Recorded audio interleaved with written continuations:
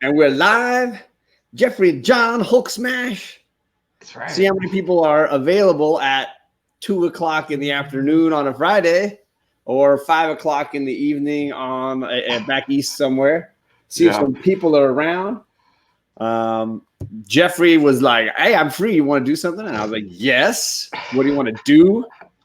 And we had a series we did called Immortal Hulk Smash where we talked about a book that was dropping week to week and our thoughts on that. It was a lot of fun, and I'll have to put the link to that video. I think it was on Jeffrey's channel. I'll put the link to it in the description below. So this is Hulk Smash Part 2. Yes, and we will be talking about some big Marvel event series. But look at all these people jumping in the chat, man. Oh, yeah. Old Wolf 65, what's up, buddy? Good to see you, my man. Just Ricky Rod, hope you're having a good day today. Sam's Tangled Web, what's up, Sam? How are you, man? Thank you for joining us, you guys. Always some of the first people. They got that notification bell clicked. If you don't know how that works, you can click to be subscribed, and then right next to it, there's a little bell. If you click on the bell, it gives you some options for, you know, little notifications on your phone. If I happen to go live or Jeffrey happens to go live, you click that bell for certain people that go live, you know, on the spur of the moment, like myself or Rod yesterday or Jeffrey when he goes live. It's nice to have the bell clicked, and then you can be the first people in the chat, just like these awesome folks. Look. Yeah, Jack Yo. What's up, Jack? Good to see you, buddy. Chad 90 Miles is in there too, trying to act like he must be new. I've never heard that one before. Yeah, I don't know him very well. Chad, no. JP Budget Collecting in the chat. He dropped some videos this week on his collection. He did Nightwing today, and I watched that just a little bit ago. He did Batman, some Batman books yesterday, dropping some fire. We are talking not Hulk today, Chad 90 Miles from Comics. We call this Hulk Smash because this is my boy Jeffrey. When he does anything, he Hulk smashes it. Yeah, we are talking about Marvel event comics, specifically the two huge ones that are going on right now. You got the House of X, Powers of 10, and then you got most recently Absolute Carnage that just dropped. So we're going to be just sort of talking, comparing, breaking down, discussing Marvel event comics. Now, Jeffrey, you're all caught up, right, man? Yes. I read House of X 1, then I read Powers of X 1, and then I read House of X 2 last night and Absolute Carnage this morning. So, boom. Yes. Boy, this is the Powers of X I got. Chat. Thank you, brother. Ooh, you got the Gamora one. Let me put you on big. Is that who that was? See that cover. Look at that. Stephanie Hans. This was the only book they had left at my shop. Dude, which one is that? Powers? Powers of X1, yeah. Stephanie Hans. Oh, brother. I would definitely have probably bought that one, I think. Stephanie Hans is a beast. Can't turn that down. Every time I see Stephanie Hans artwork now, I think of Bear Island. So you have to, yeah. Bear Island. TJ says, stop going live when I'm working. It makes me sad. Sorry, TJ. But the truth is, I go live so much. It's guaranteed that some of those times will be when you're working, just like Rod and I yesterday. But I might be doing late night with Perry tonight. Yeah, I don't know how much energy I have right now. How late? Like lurking? He does this Friday night show, and he calls it late night. And it's kind of like, you know, he's the host, and people just come in, and there's a chat going on, and sometimes it's about comics. Last time it was just movies. We went off on movies, and it goes at like midnight. Something like 11 o'clock or midnight East Coast time. So it's perfect for you and I. It's brutal on the East Coasters, though. Yeah. So I want to start with the one that's a little bit older, House of 10 and Power of 10. House of X, Powers of 10. How did you feel about this, Jeffrey, when you caught up in the reading? How was it for you? We're talking about first issue? Any of it, all of it. Everything. All of it. I'm ready for the next issue. I enjoyed it. I did. I don't know enough about Moira McTaggart to like be like, oh my gosh, you know, this is such a shock. This is pretty much my first introduction to the character. I think if you knew the character a little bit more, had more of her background before going into this, and like, oh wow, they're making her a mutant, because apparently she wasn't really a mutant. They didn't know she was a mutant, or she wasn't a mutant before. And now they've gone and they've made her a mutant. So, I mean, that sounds like a big deal. But if you didn't know about that, like, you probably wouldn't be such a serious event. It's only a twist if you'd been reading enough X-Men to have heard of her, or at least known a little bit about her character. I will say she was in the First Class X-Men First Class movie. Moira is. And I remember her from a few of the cartoon episodes too, when they went to Genosha and stuff. And she was in Days of Future Past a little bit, if I'm not mistaken. So she's got a small role in the films. If you had seen some of those, maybe you'd heard of her. But she generally played a scientist character. In this TV show, she was a more of a secret agent, like a CIA, FBI kind of thing.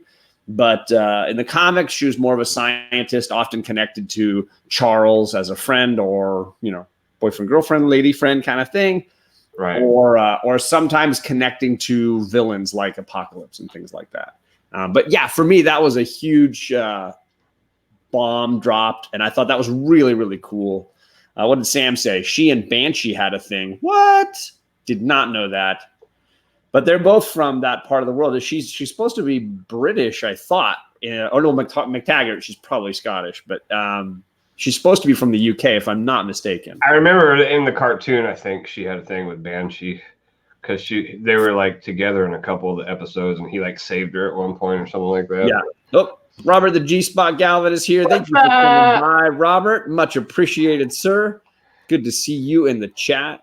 So for me, I felt like what I dug about it was not necessarily what they did with Moira, but the story on overall, the trajectory of the idea that they're laying out. How do you feel about the Xavier character that we're getting in this comic? What did you think about him?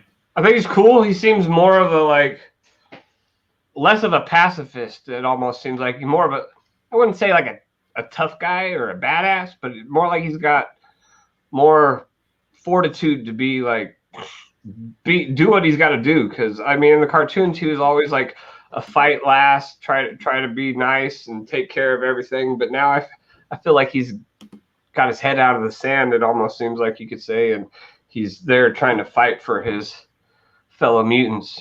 Pushing forward to do whatever he has to do. A little more. I don't know what you call it, but a mean streak. He's got a bit of a mean streak in him compared. And there's definitely been storylines where Xavier had that intensity to him. I enjoyed the way he kind of in the first book seemed like a bit of a cult leader. We talked a little bit about that on book club. This sort of like creepiness, especially in those first few panels where he's like, his little brood children from his little bubble children or pod people. He was like creating people from the tree. Right. That part was really creepy. And I'm trying. They go into depth about like Mr. Sinister and all the in between pages about how he messed with the gene. And at first it would be like one strand of DNA would be affected, then 2, 3, or 4 or something like that. And I'm definitely mentioning that in the Powers of 10, right? There was Powers of 10. Okay. Yeah. And definitely the connection to Moira in one of her lives, having worked with him. Let's see. Jack Yo says, after learning of Moira's past failures, Professor X knows that the passive route won't work. It's a great way to say it, Jack Yo. I think that's definitely something that's motivating Xavier in this storyline. Here's a question for the chat and for Jeffrey. So we see that Moira tells Xavier this in year 0, right? Like they sit on the bench before all the X-Men at the fair or whatever. It's 10 years later when Xavier finally acts on it. Why do you think it took 10 years? Well, but see, that was only one of the lives, because in one of the other lives, she went over as soon as she could as a younger girl. But she went on one of them, she just straight died on the plane. So, but here we are in year life 10, if you want to count it that way, and she goes to him 10 years ago and says, read my mind, see what's going on. And then it takes 10 years for Xavier to do anything, which is create this Krakoa with the flowers and the whole thing. It's interesting that it took that long. Magneto mentions that Krakoa could be altering their behavior. That's curious. Yeah. She had a lot of lives. I agree, Sam. She did have a lot of lives. Do you have a favorite between these 3 issues, House of X 1 and 2 and Powers of 10-1? Did you have a book that you thought was really cool? I think the House of X issue 2 is probably the one that really I thought was the best, because the first one was just kind of talking about Professor X, right? Like the second Magneto one was leading the politicians group around. And then the second one was about like introducing Moira back, right? Was that Powers of 10? Powers of 10 was like the 4 timelines in the present, the past, and then the 2 distant futures. Yeah. I don't know. It was all good. It all runs together. I don't know. I don't remember exactly what issue was which, but I like the one that was like this was Life 1, and it was telling that's the newest one. Yeah, House of 10. House of X2. Yeah. Right, and then it goes through all of them, and it shows you the timeline, which it leaves timeline 6 blank. Mr. Garrell, Jeffrey reads his comics. He is a reader. Don't be harping on that. You're thinking of Perry. Perry doesn't read his comics. Mr. Garrell's here. I did read Mr. Garrell. I sat down last night and read them. Boom. Bam. Yeah, it was first thing this morning. Jeffrey, I was sitting on the couch with the girls, and Jeffrey texted me. He's like, "Hey, what are you doing today? You want to do a show?" And I was like, "Dude, I'm literally watching a Hulk movie right now. This is perfect." Yes. So my girls had finally watched The Incredible Hulk. They'd never seen any of the standalone Hulk films, which, they're not great, but, you got for completion's sake, they were watching that. But I was like, yeah, we got to do this. X-Men is a nice book to read. I agree, Mr. Garrell. I think the right now it's a really good time for it. Jeffrey likes pictures. He reads comics like a playboy. Oh, poor JP making fun of Jeffrey. It's okay. Because we watched Endgame 3 times now. Loved it, especially the Scarlet Witch scene at the end. Finley showed her true power. Yeah. Nice. It was a good movie. Yes, it was like we were in sync, Sam. Absolutely. And I thought I really wanted to talk about House of X and Absolute Carnage because these things, there's so many big Marvel events going on right now. War of the Realms just ended.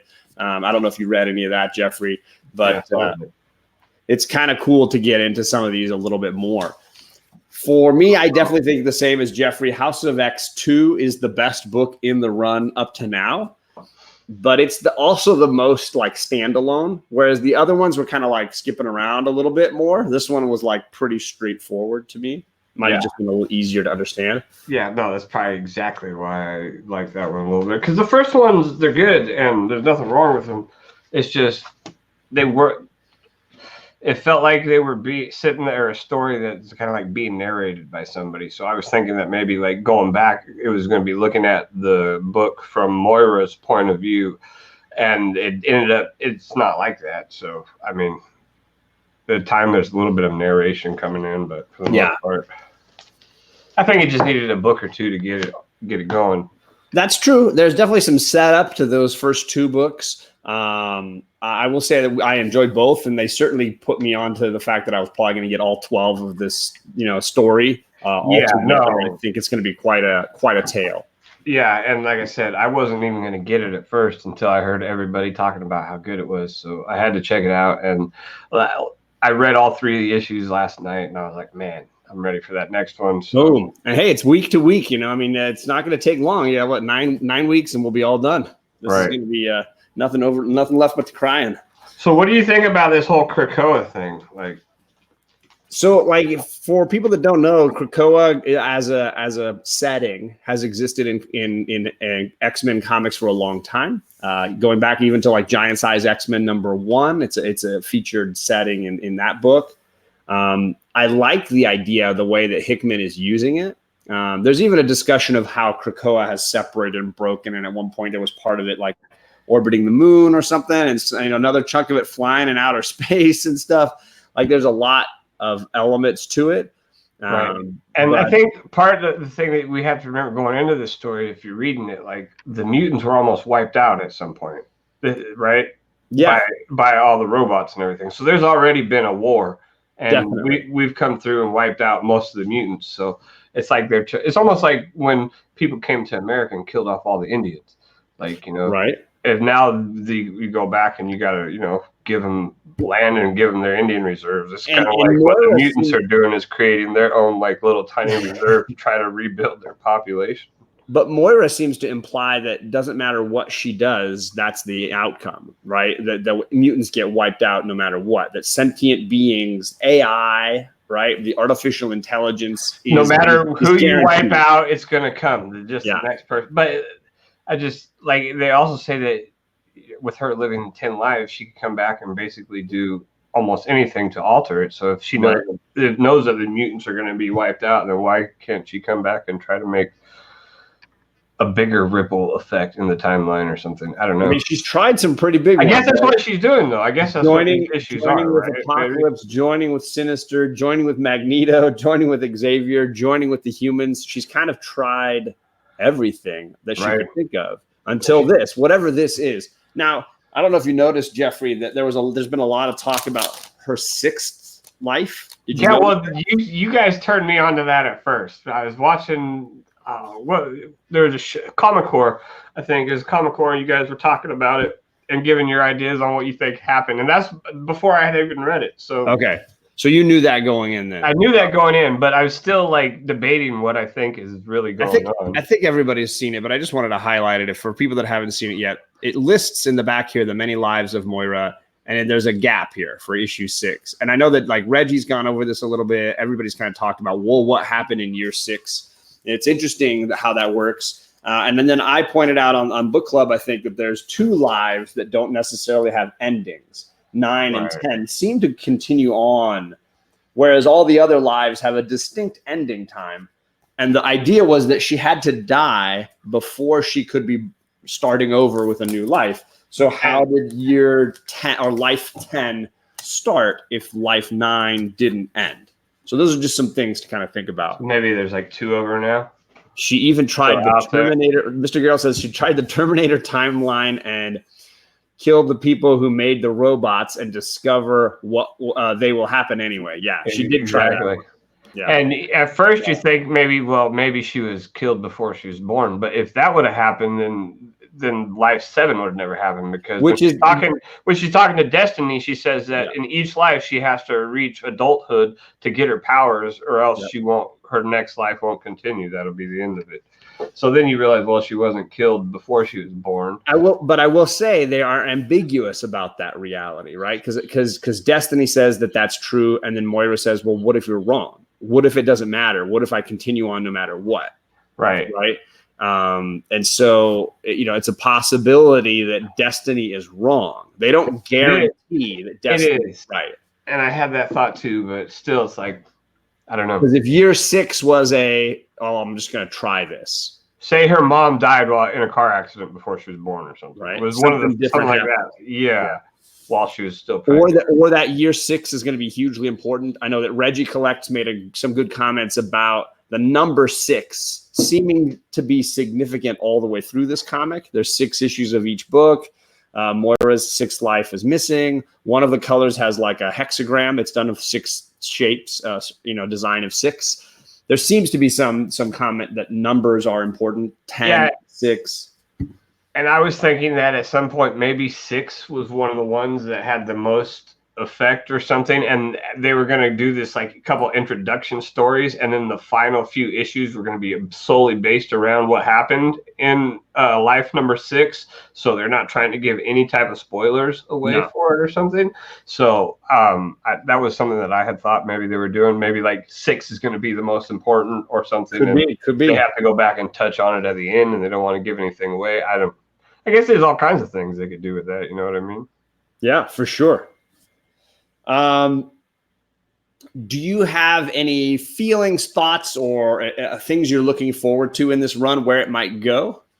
Yeah, absolutely. I'd like to see it bring in an Apocalypse and have some kind of crazy, because I believe they're building is that Apocalypse that's being built at one point in the book. So they've got that big circle like in the sky and it's in outer space. Yeah. I thought that was a Sentinel. I don't know. Maybe it is. That probably is what it is. We had this discussion because it's definitely a sequence that stands alone. It's not anywhere ever mentioned again. Right. And I know they're talking a lot about Mr. Sinister and like Powers of X and everything, but like maybe they're going to do some things right this time. Yeah. So there's this sequence in the very first book where they go here. I'm going to make my screen a little bit. Yeah, you do it.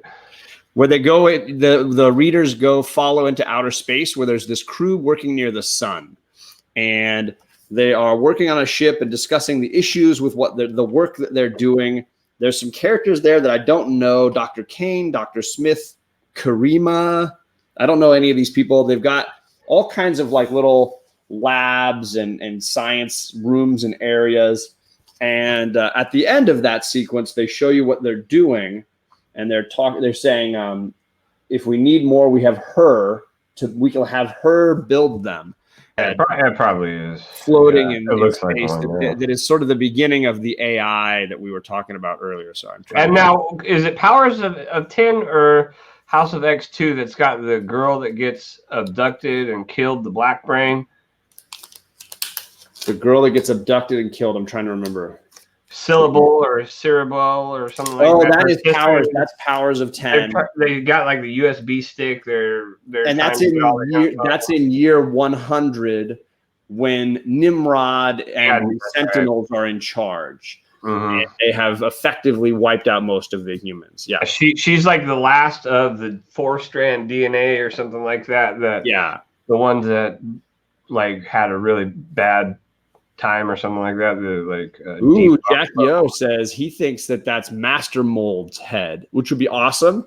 Correct me if I'm wrong, Master Mold was like a Sentinel that would like make Sentinels.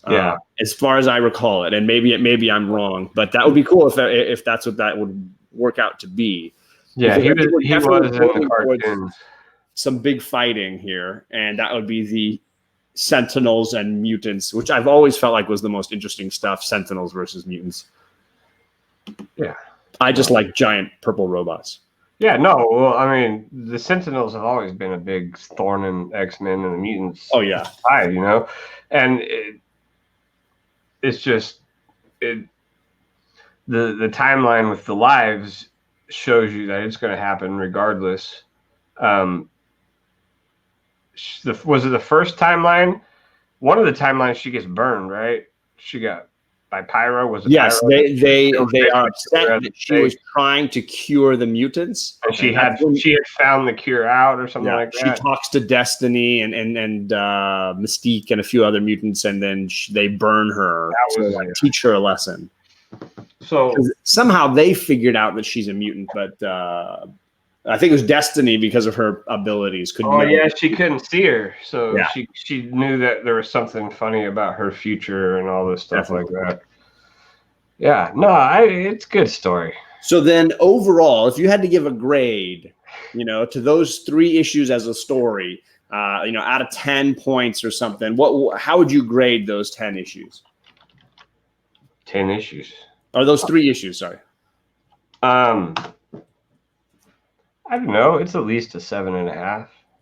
I'd say 8, but I at least a 7.5. I like that Perry doesn't know how to spell Connor. Right, I know.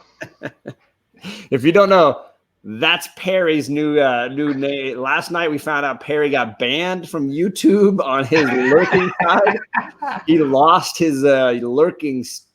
Perry and his friends, or Perry and pals, or whatever he was calling it, got banned, and he had to set up a new account, and that's him. But Connor, just so you know, has 2 N's, buddy. 2 N's. Hashtag lurking. Okay, so you said it's a 7 out of 10 for you on that one? I'd say minimum 7.5. I mean, I'd like to give it an 8, but I think I'd probably be somewhere a little higher, maybe in the 9 out of 10 range. But it's pretty close to being like excellent. Great for me. So then let's compare it, right? The other big event comic Marvel's got going right now. I got the Art Germ cover for Absolute Carnage. This book is huge. Oh boy, isn't it though? 40 pages. Ooh, you got the Hulk cover. I forgot. Let's share that one. Some people haven't seen that one. That's the only issue I got of this one. I had to do it. At the price of $8, like I wanted to get another one, but I was just like, I can't do that for $8. I just got to get the one I want the most. Everybody's shouting out their shows in the chat there. Yeah, Recon Scale was fun yesterday. Rod and I on the Recon Scale. You can check that out on Rod's channel here. So if you want to see that cover a little closer up, you can go to Jeffrey's Instagram. He's got it posted there. Oh, yeah. It is a sweet cover. It is, and it's one of the HOTS, HOTZ. What is it variant? It's a connecting cover variant. I guess there's 5 of them or something they're gonna do. Sam says he couldn't do it. It's a Spidey Carnage book. So does that mean – I know that Sam's a big Spider-Man fan. He is not a Carnage fan, so he skipped it? Oh, no, he got the cover. He didn't want the Hulk cover. Yeah. I get you, Sam. I get you. If they didn't have this Hulk cover, I probably wouldn't have bought the book. Just saying. Like it was a last-second decision for me. I was like, I knew the book was $8, and I was like, I don't know that I want this. I'm buying a bunch of books already. Dude, for sure. I had a fat stack this week. But I skimmed the inside, and I saw, that the art was good, and I was like, you know what, I'm just gonna do it. Shout out Daniel Arzola in the chat, buddy. Daniel, and where's he at? JP's Budget Collecting. These guys have already made videos for my subscriber contest. You should check it out. They've done some great stuff. I made a little playlist for all the videos I found on YouTube so far. I think there's 4. You can check them out. Some of them are pretty dang funny. Just got to say. So shout out you, Daniel. That was awesome. Heck yeah. So then, what were your first reactions to reading this today? It's good. It was good. I'm going to just throw this out there before we get started, that this is the first book I really ever read that had Carnage in it. So I've never read any of the Spider-Man Carnage books, Absolute Carnage. I've never read any of those. The only I read, I know in one of the issues of Venom, they introduced, wasn't it Cletus Cassidy? Is that it? They introduced him with the people that, like, the cult that brought him back to life or whatever. Yeah. So that's pretty much my introduction to Carnage. So this is what I know of him right here. It seems pretty cool. It's a big symbiote fight. Reminds me a lot of the early issues of the Donny Cates Venom run. Sure. With Null and then fighting the dragon. And instead of it being Miles Morales, he went and got Peter Parker this time. Kept me going. I thought it was an exciting little story. And, looking forward to reading the next one. Yeah, I mean, for me, like, I am not a huge Carnage fan. So that was like probably keeping me away at the beginning. I did buy The Cult of Carnage and Carnage Born, which were the 2 Venom tie-in, what is it, the Web of Venom book. Oh, I did get that one, Web of Venom Carnage or something like that. Yeah, one of them was called Carnage Born, and it was teaching you a little bit about how he was coming back. And at the end of it, you saw that there was a cult group that was trying to bring him back. And then they had Cult of Carnage, which I liked a whole lot more because it starred John Jameson. Oh, yeah, he's in this issue, too. He's a werewolf now. Yeah, he's always been. Like, well, for the most part, he's always been. He was the Man Wolf is the character that he is often playing.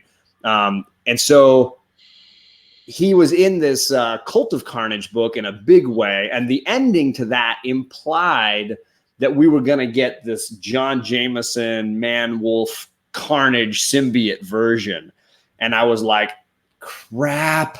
Now I have to read this, right? Like, because I didn't want to spend $8, but at the same time, I trust Donny Cates and John Jameson, Man Wolf Carnageized. Yeah, I gotta see that.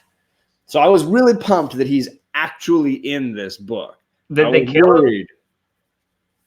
Numbers in. Did it sell 8 million? I don't know. Did it sell 8 million? Daniel, sorry, I clicked on Wolf Warner in the chat. He is an awesome dude. He was on the Comic Triple Threat Buyer Pass on Tuesday. It was hysterical. He's awesome. And then he dropped his video Wednesday.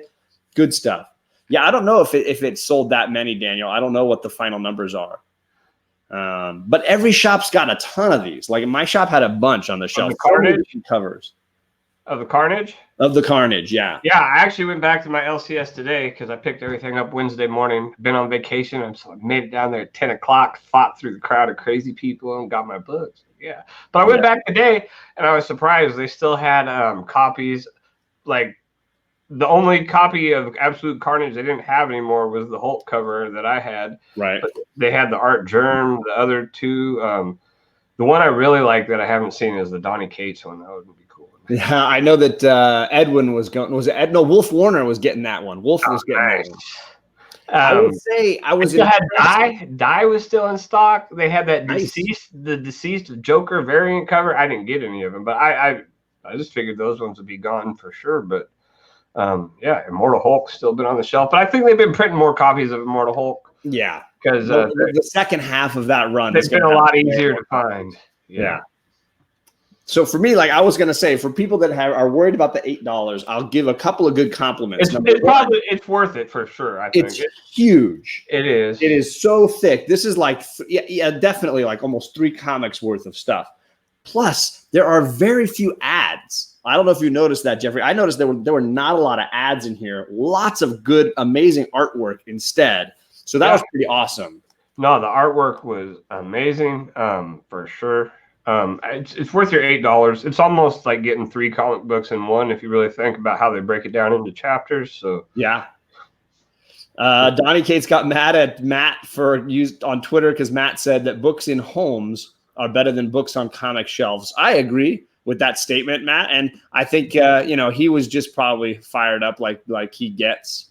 So I wouldn't take it personally. Hopefully he didn't like block you or ban you or anything like that. I wonder if he just misunderstood. Because I figure that means that that's good because they're getting bought, right? Like makes it better because somebody bought the book. Yeah. 200,000 tops, if that. 800. Yeah, I agree, Jackie. I don't think it'll ever hit 8 million. I'd be shocked. But again, I hope it's not the only thing with shops that have to take the bite on that because there's books that people aren't buying.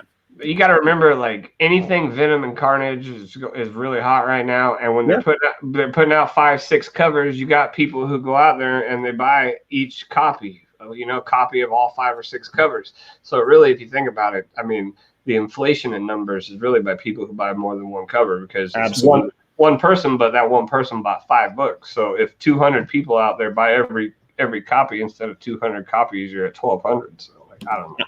Nice to see you in the chat, Perry Garcia. I'm assuming this is not the Perry who's been in our chat 3 times already with all these different names and stuff. dude, John Connor and Perry Comics. I'm hoping Perry doesn't have a 3rd name in here. This is the different Perry. Oh, it's cool, Chad. It's not a problem if that's what you like doing. That's what I didn't mean to say it like it was, but I just think that like that skews numbers a bit because it's 5 million copies sold or something. But when it's 1 million copies and people just have to buy every one that they make, sometimes it is Perry. Dear God, man, come on!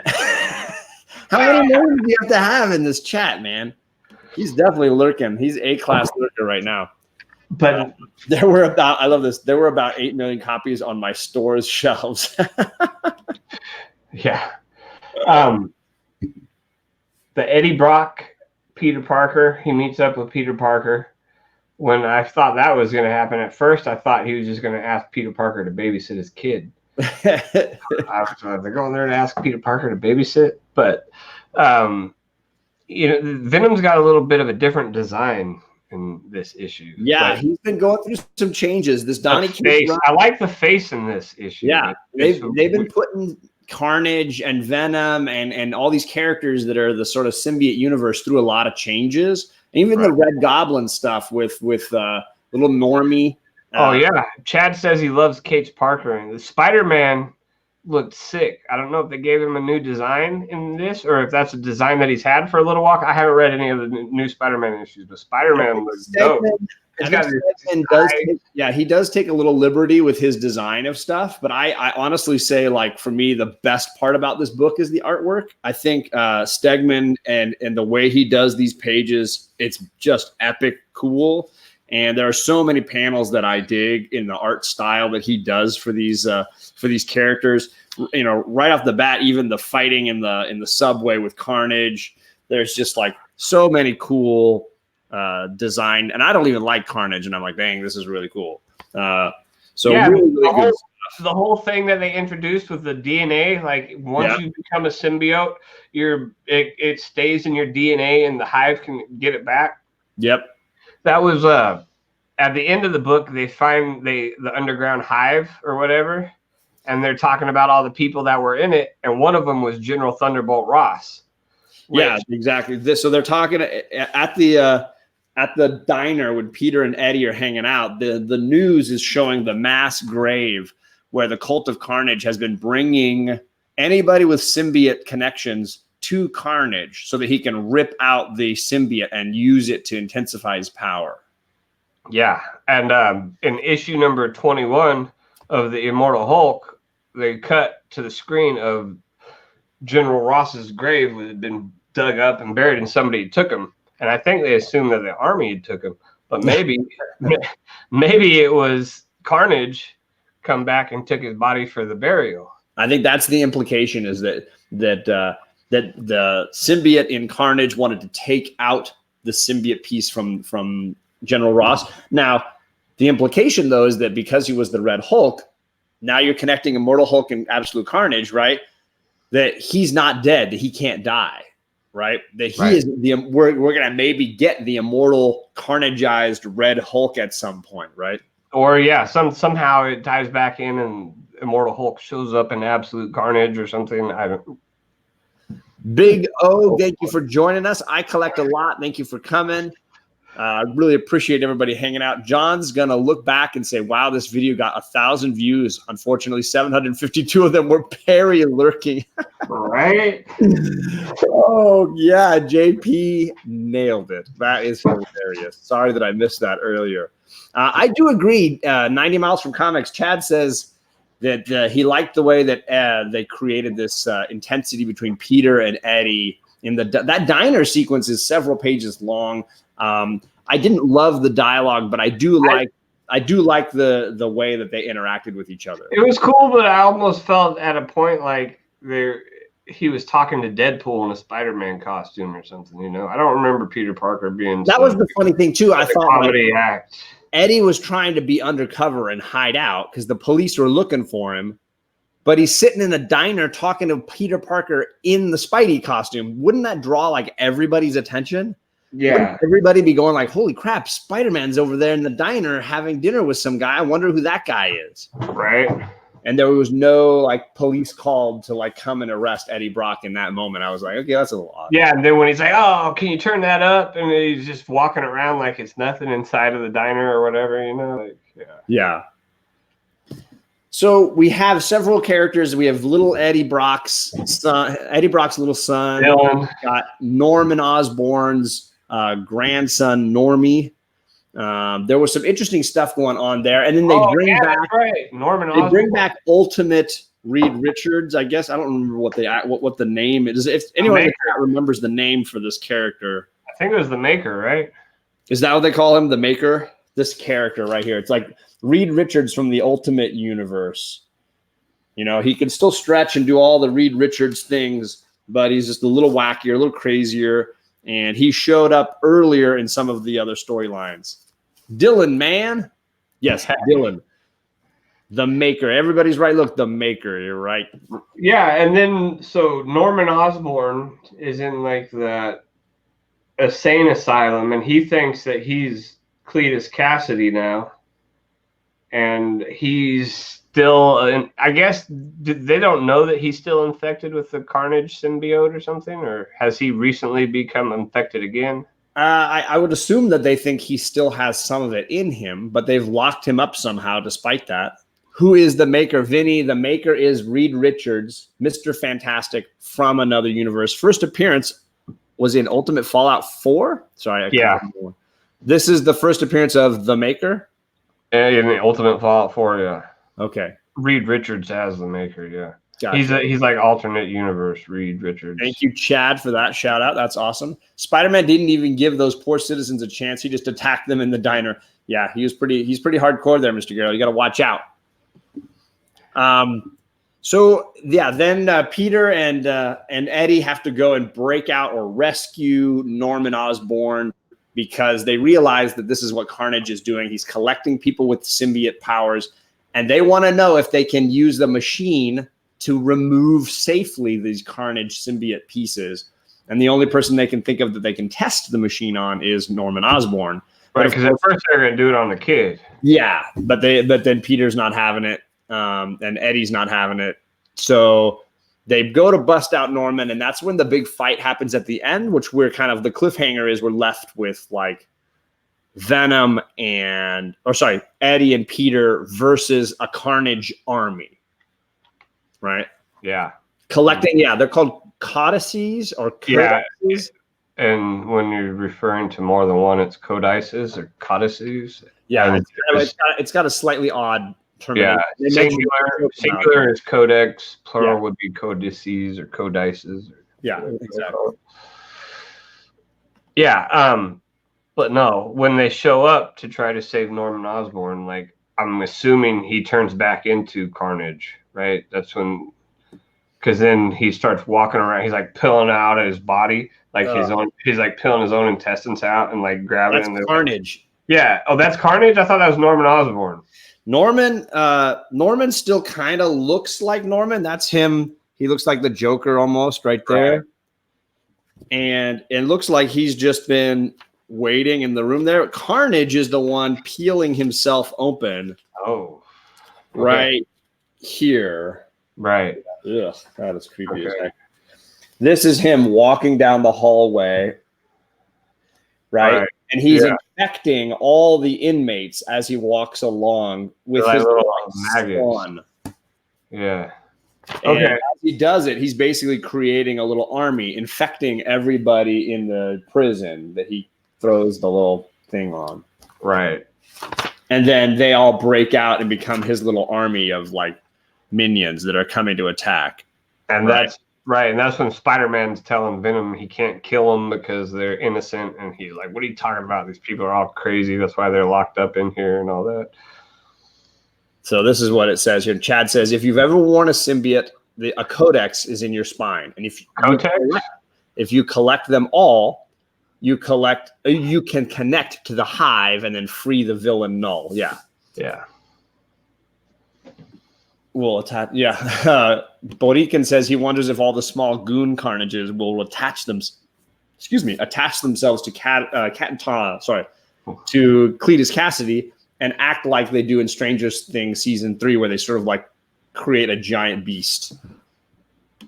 I mean, it wouldn't surprise me because they say that Carnage's symbiote suit is made from that dragon that they killed in the issue of Venom. Yeah, I mean, there's a lot of good questions going on here. So let's talk a little bit about your feelings about this issue. What would you grade this book as out of 10? How does this one compare to House of X for you? I definitely liked House of X a little bit better. Not to say that there's anything wrong with Absolute Carnage, but I'm having a hard time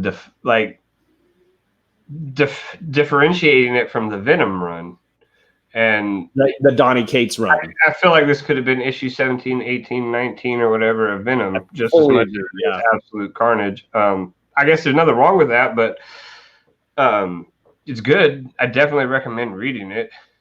And I don't feel like $8 was too much. I don't feel disappointed after paying $8 for it and reading it. So if I would probably bump House of X, Powers of X up to like at least an 8, and this would probably be like a 7.5. So just a little bit. Yeah, and I think I would probably rank this a little bit under House of X and Powers of 10 for me as well.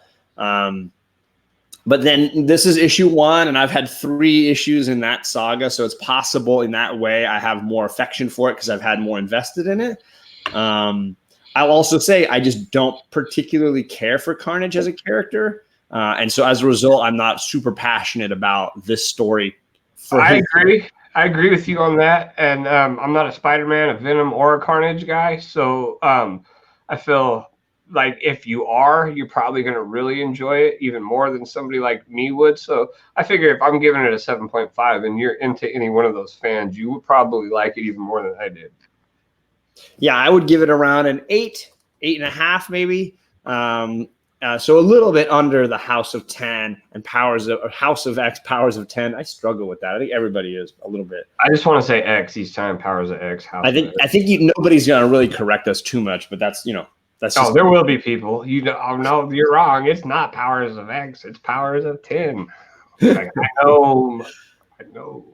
So earlier, the boy who had 7, and I don't know if Matt is still in the chat, he made the comment that these are modern masterpieces, that people are going to be looking back on these as like classic storylines. I'm curious for you, Mr. Hulk Smash, do you feel like we'll look back in years to come and feel like Absolute Carnage is an all-time great miniseries, House of X, Powers of 10, this is all-time great? And there he is. Look, see, there he is. Boom. Yes, they are. Yeah, I'm not going to disagree with that. I'm not saying they are or aren't. I'm just curious on your thoughts. I'm not going to disagree with that. It's harder for me to say about the Absolute Carnage because I don't know what that one will hold. I think it's a good book so far. House of X, Powers of X, I feel like could be like, what would you say? Put them in like the comic book story Hall of Fame kind of thing. I feel like they could go there. They're on the, like, I really like the Avengers, No Surrender, Avengers No Road Home, those series, and I think that this House of X, Powers of X could be right up there, if not, even higher than those ones. So I definitely see it being a possibility to be like one of the best storylines of all time, a modern masterpiece. So like, okay, in my head, like I'm rating on like a 1 to 10 system. 10 would be like a perfect storyline. 9 would probably be great. Maybe I didn't enjoy the art as much as the story or something, but it was still super, super duper good. 8 would be, like really solid. And then from there, you start getting into the worse and worse. But right.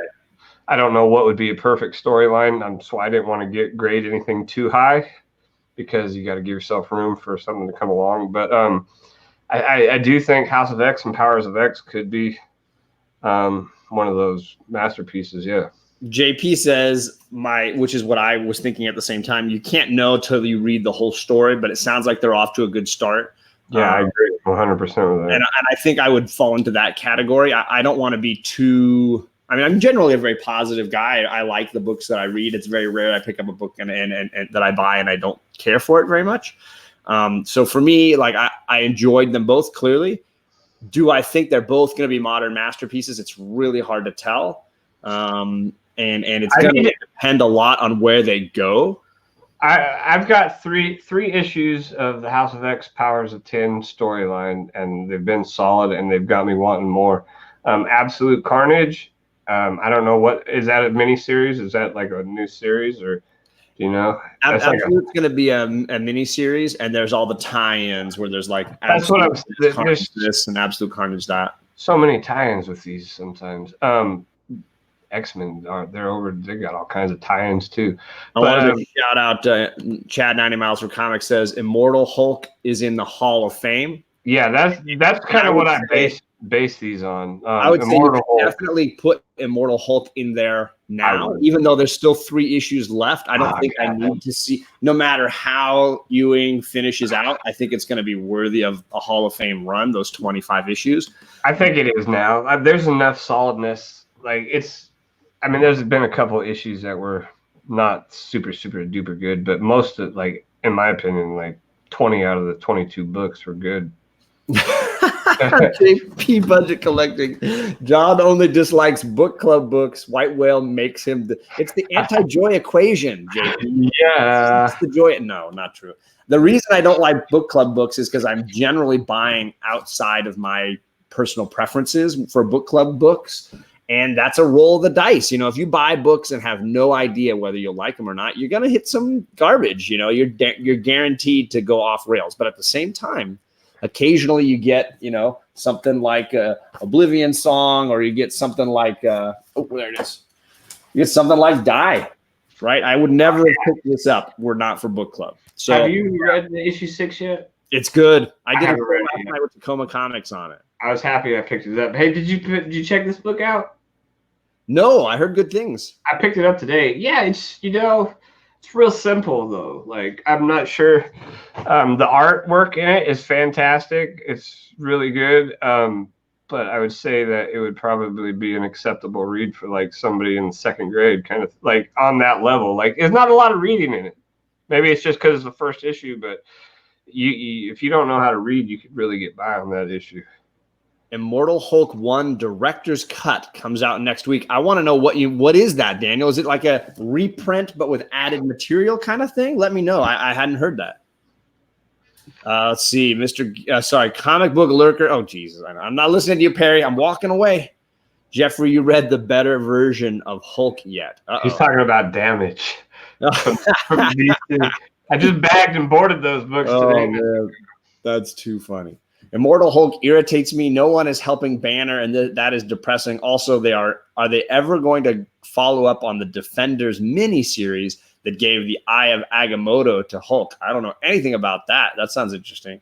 I don't think so. I mean, there's only 3 issues left. So, I mean, I was kind of bummed out to find out there was only 25 issues. I thought it was ongoing, but I don't feel like they've got a little bit they've still got to clean up within the next 3 issues. You know, I kind of feel like they've already opened up so much. I feel like 3 issues isn't enough to like really seal the deal on this for sure storyline. But maybe that's kind of what they're going to do, leave it open to something in the future. But so my hope for Absolute Carnage is that it continues on the trajectory that it's on. It seems to be pulling my favorite stuff from the Donny Cates Venom run, the Null and the God Symbiote and all that kind of stuff. The best stuff from the Web of Venom series, the John Jameson as Man-Wolf Carnageized. And my hope that all this stuff builds to something really, really great and exciting to finish out. I have some faith in Donny Cates. He's only led me astray a couple of times. I stopped picking up Guardians of the Galaxy. Didn't care for Cosmic Ghost Rider or any of that. So, but I love too much of his other stuff to be discouraged. I have faith that he can pull this out. I've never read Venom consistently until he started doing it, and I haven't been super disappointed by any of that. It's been really great. So I've hoped for it. I just can't. I'm not going to call it Hall of Fame worthy at this moment. It has Immortal Hulk, like I said, has 22 issues in it, and there's only been a couple that I thought, like this last issue, that were kind of filler issues. The rest of that run is iconic and amazing. So I'm hopeful that they can get to that same place. It's JP says it's Marvel. Most likely in a couple months we'll get a new Immortal Hulk. I think is what he means. Yeah, it's possible we'll get some more Immortal Hulk soon after. But this run can stand on its own. The one that Joe Bennett's doing now can stand on its own, right? I think so. Yeah, I mean, it's hands down by far the best run Hulk's ever had. Like, I can say that for sure. Cates writes it. I love it. He is connecting everything like Aaron. Yeah, I do agree. He's doing that in a big way, Chad. My thing, I know, is Marvel. I know it's for money. They do all these like different tie-ins and throw this stuff out there. But I wish there weren't so many. Like, you got like 5 or 6 different Spider-Man series out right now. Yes. Like, instead of trying to pick one that I want to read, it tends to keep me away from all of them. You know what I mean? So when there's so many different, and not even all of them are tie-ins, but there's been a lot of Carnage stuff out lately. There's been a lot of Venom stuff out lately. Definitely. Like when they do that, it's like they tend to flood the market a little bit. It's like, I don't know, keeps me like trying to stay away because it's like, oh, if I get this one, then I got to get this one and this one and this one and this one. It's a lot to keep up with for sure. Wolf says Old Man Immortal Hulk is coming soon. You're combining all my favorite things there, Wolf Warner. I wouldn't be surprised because we know there is an Old Man Hulk. He fights Old Man Logan, eats him. Yep. And yeah, sometimes what you eat doesn't agree with you. Yeah, been there. Are you reading Dead Man Logan? Because they got Baby Hulk in that one now. No. Really? Yeah. Is it the one that he saved? The one that he saves at the end of that storyline, Old Man Logan. How many issues are they into that? It's a 12-issue story, and they just did issue 10. Damn, and then dropped the ball on that one too. Well, you could skip the first half where Logan basically decides he's going to go back to where he started, the world where he belongs. So he leaves our timeline. He travels home, and when he's there, he goes and finds Luke Cage's daughter, and she's taking care of that baby Hulk, who is now basically like a teenager, early teenager. And there's definitely bad guys who want to capture him and use him for something. So Logan is trying to keep Baby Hulk alive, teach him the right way to be a Hulk, that kind of thing. That's cool. Yeah, that's crazy. Dead Man Logan's been good. The last 2 issues were really great, and now there's like an army of Sabretooth characters hunting Wolverine, trying to kill him. And the main Sabretooth has just gotten away with the Hulk baby, and so Logan's chasing after him. That's pretty cool. Well, I want to thank everybody for coming by for this chat. Absolutely. House of X-Men, the X-Men versus the Carnage worlds, sort of Spidey versus X-Men going on here. Marvel big event comics and our views on it. Jeffrey and I fell on the side of House of X and Powers of 10. Maybe you fell on the other side. Leave us a comment down below if you've preferred one of these stories over the other, or if you think one of these is more destined for the Hall of Fame or if both are, or if you're skipping all this because your name is Perry and you don't read big, expensive books, you just read the cheap DC books that you get on the fly when John sends you an A-OK. Yeah, I was going to skip Absolute Carnage too, and then I saw the Hulk cover, Yep. I'm glad I picked it up now. So, Harry, it's on Amazon Prime, dude, not Netflix.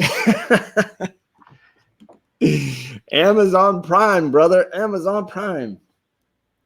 You gotta babysit Perry. Gotta babysit him. Yeah. All right. Thanks everybody for coming. Hope to see you guys again for another show. Perry's got his late night show tonight. I might jump in for a little bit. I don't know if I can handle the full run tonight. We'll see how that goes. Jeffrey, got anything coming up? You got was it Coast to Coast this weekend? Oh yes, with Rod and maybe Perry. He's on there once in a while. So is there a big show this weekend with Big Will? How did I know of? I think he's taking a little break right now, so we're just kind of on pause with that. Nice. And then let's see, the community shout out. Are you joining Rod for that one too? Is that another one that you're on? I don't know. He's invited me a few times, but I haven't been on there yet. All right. So keep an eye out for Jeffrey all around. He's on vacation, which means that he could be popping up all over the place. You don't know. Been trying. You've probably seen me in the chats here and there the last couple of days. So you should check in. I think it's possible the Great Legend might not make it to the Comic Core tonight. Maybe you want to drop a line to C. Woodard or one of those guys and see if they need you. Are you on there tonight? I know Caleb is on tonight with them. Yeah. Well, so you never know. Jeffrey could be everywhere. Oh, Jabroni in the chat. I'm just shutting it down there, brother. Thanks for coming by, man. Jeffrey, don't leave. Jeffrey doesn't love you anymore, Rod. That's not true. Jeffrey's got too many hot dates. It's probably. Well, half of the truth. The other half would be work. Okay, man. All right, everybody, thank you for coming, and everybody have a nice night.